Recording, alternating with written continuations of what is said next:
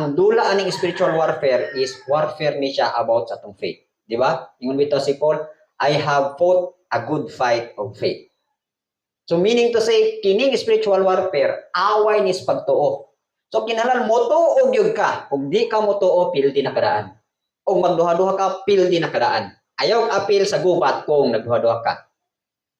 O sumasagingon sa pulong, ang mga talawan mo ugi mag-una sa impyerno. So paisugay yun eh. Ha? Notice ninyo, along sa atong teachings about spiritual warfare, naagi manifestation. Naagi ipadala ang ilahim og mga kaaway diha sa inyong mga panimalay.